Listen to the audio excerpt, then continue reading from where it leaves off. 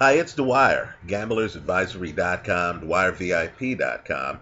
Remember, the opinion you should follow should be your own. Just consider this video to be a second opinion from a complete stranger online.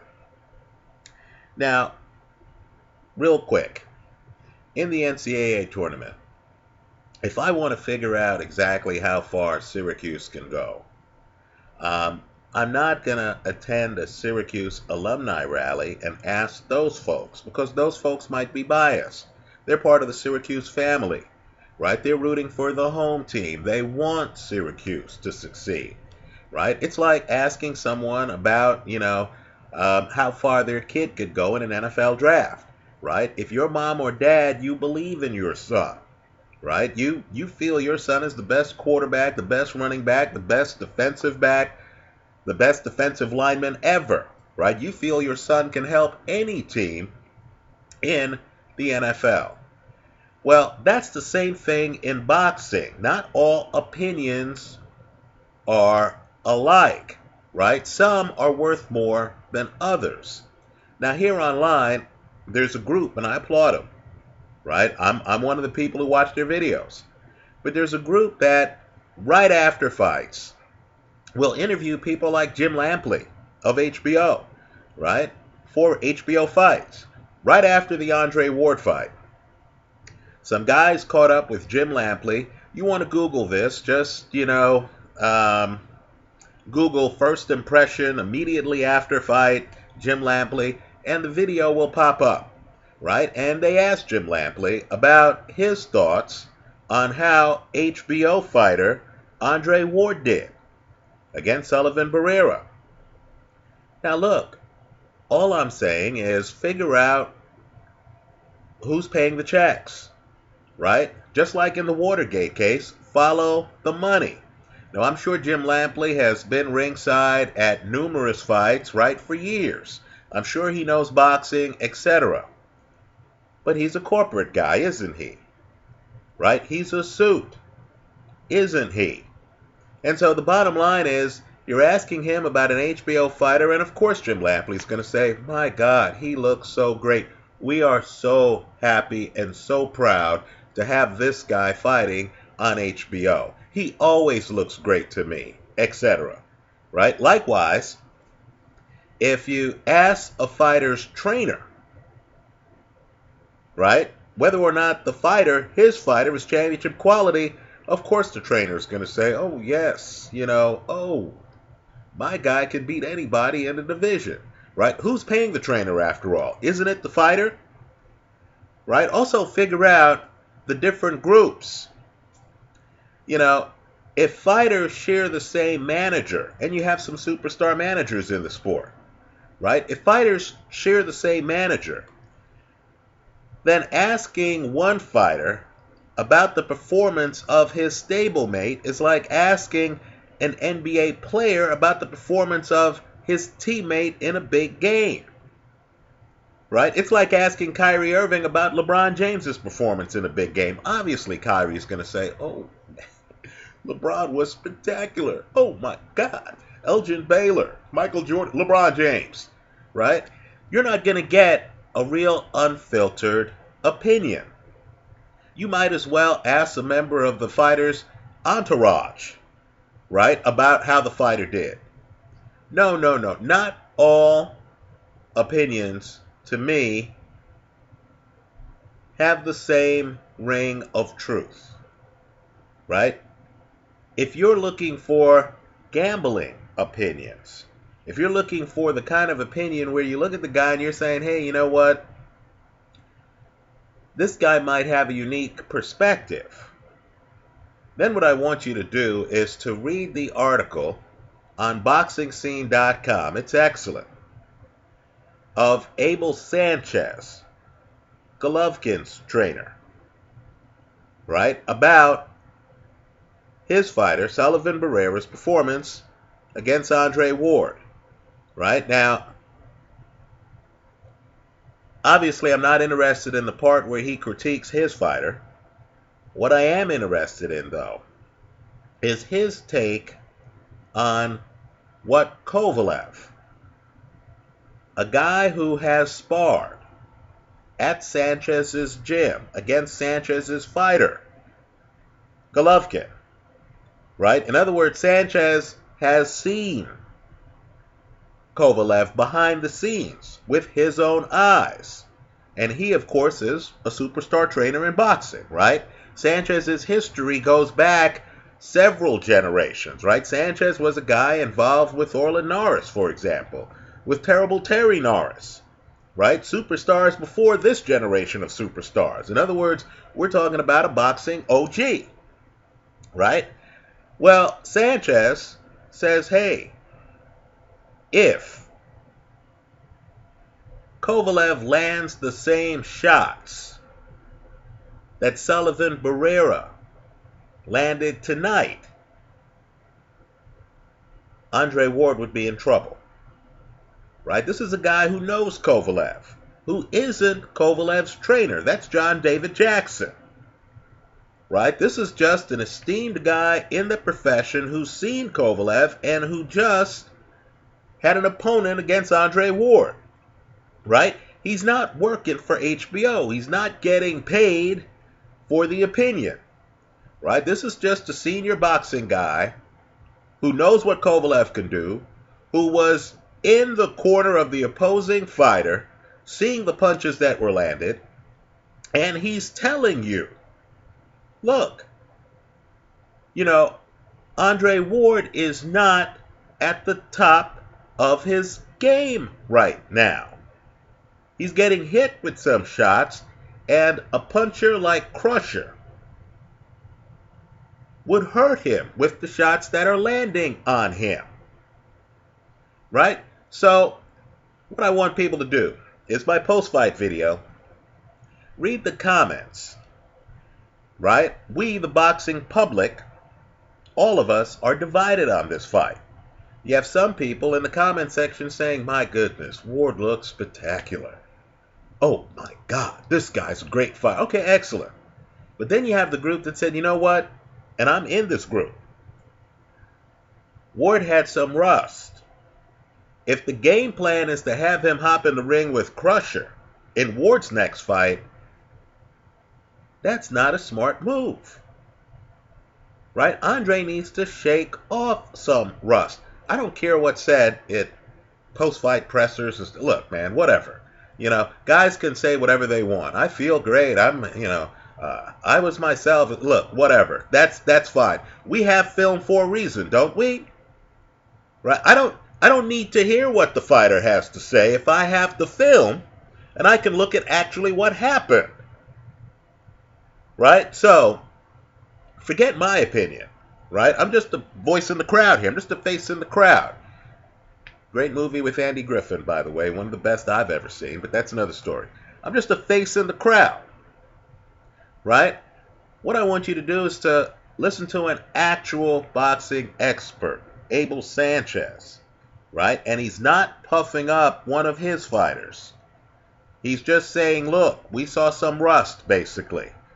Right? Ward got hit with some shots. Right? My guy doesn't hit as hard as Kovalev does. Right? Don't get me wrong. I do feel Sullivan Barrera is one of the best fighters that Andre Ward has ever faced. Right? I said that in the pre-fight video. He just went the distance with Andre Ward. Right? Andre got hit with a lot of jabs in the fight. Andre's eye got bloody in the fight. I know they're saying it's a head, but whatever. Right? But my point is simply, I've seen a better Andre Ward than this Andre Ward, right? Andre, to me, has some rust on him. If they're going to throw him to the lions, I used to think that, wow, I'm sure Andre's still at the top of his game, and, sometimes a fighter is in the gym religiously. He's not fighting official fights, but he's still in great condition. Ray Leonard, when he fights Hagler, he had been in the gym for a long time before that fight. But all I'm saying is, in Andre Ward's case, I thought there was some rust showing. Right? I'm not going to buy the word of an HBO employee who has a vested interest in convincing all of us to watch HBO fights involving Andre Ward. Right? I got my own two eyes. The fight's on tape. I encourage everyone to take a look at it. Let me say this too. According to reports, Golovkin got the better of Kovalev in their gym wars. Right? Sanchez actually wanted Kovalev, the bigger man, to get inside on Golovkin, because I think even Sanchez knows that some of these fights are going to end up in the trenches. I'm sure even Sanchez was a little bit thrown by the Kasim Uma fight, right? And apparently Kovalev just couldn't do that, right? So I know a lot's been said on who Golovkin wants to fight. I personally don't feel Golovkin would hesitate to fight Kovalev, right? There is a weight gap between the two guys. They would have to work that out. Okay, let's talk about Kell Brook. Let me say this. You know, we're all here talking about great boxing and the great fighters in the sport, the guys with longevity. You know, you can spot great guys because they're the guys still winning in their late 30s, right? They're the guys who don't look like they've been severely cut in fights, right? Floyd Mayweather, Vladimir Klitschko, right? Not a lot of fights where Vladimir Klitschko has a blown up eye and stuff like that. These are the guys who have defense. Bernard Hopkins, right? Antonio Tarver, when he's not having problems out of the ring. I'll agree Tarver's moment may have passed, right? But the guys who age well are the guys with defense. They're the guys who have a hand up. They know how to catch your shots on a forearm, right? They're not relying on reflexes because reflexes dim over time. They're relying on technique. You'll see a fighter with great reflexes, Floyd Mayweather. But then you'll notice that Mayweather also, knows how to, block your shots with forearms. He knows how to clinch you. He knows how to tie you up inside, as Ricky Hatton found out in one of Mayweather's best fights. Right? You get inside and you realize Mayweather isn't relying on being able to jump away from you in the middle of the ring. You understand that there's a part of his game where he has his back against the ropes. Andre Ward. He has his back against the ropes, and he's still able to disarm you, able to block your punches, right, etc. Well, you have other fighters out there. They're not interested in fighting into their late 30s. Right? They want to make a lot of money right now. They're making a lot of money right now. They know boxing's a young man's game.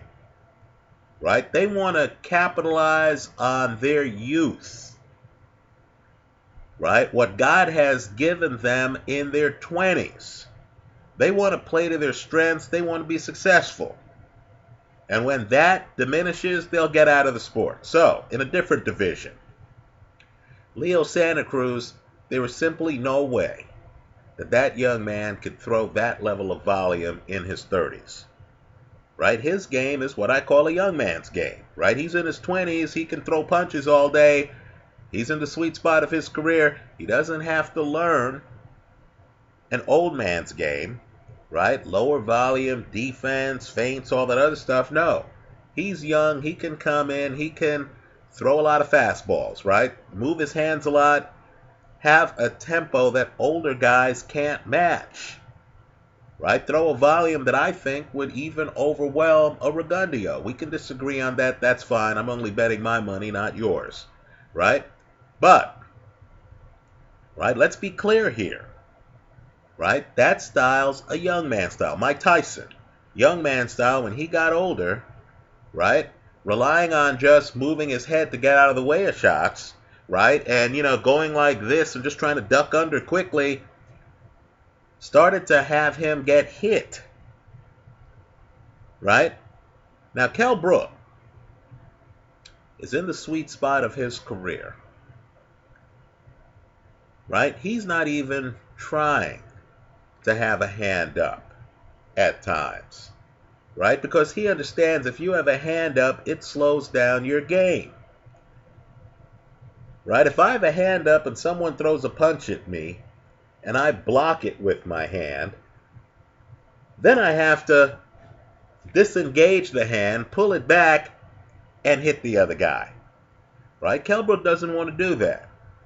He wants to fight faster than that. His hand speed is such that, and his fight style is such that he has a decided speed advantage on 99% of opponents, right? In fact, in Brook's case, it's not all hand speed. It's not a Amir Khan level hand speed. What it is a fight style that accents the speed he has, which is blinding, and the shortness of his punches, right? So, you'll notice Kell Brook against Kevin Bizier gets hit with some shots, right? His game is to have his hand ready to throw. So when Bizier throws a punch, Kell Brook needs a cushion. That's very important. Needs to be outside, right? Needs a cushion, right? Kell Brook dodges the punch. Literally, this is by design. He has great legs, so he's moving. So I believe his thought process is he sees a guy throwing a right hand, he instinctively moves away from it, right? He moves to his left. Then he throws his punch, right? He's countering. But to set up the counter, this isn't Mayweather. This isn't a guy with a defensive construct who's blocking your shots, who's looking at you, who sees an opening and then throws the punch. No, this is Kell Brook with his hands down. Right? The punch is coming. He just moves away from the punch. His whole game is to be ready to hit you quickly, to jump in with quick, hard, short punches between your punches. Right? He's countering you, but he's not doing it by blocking your shot, parrying your shot, and then throwing the other hand.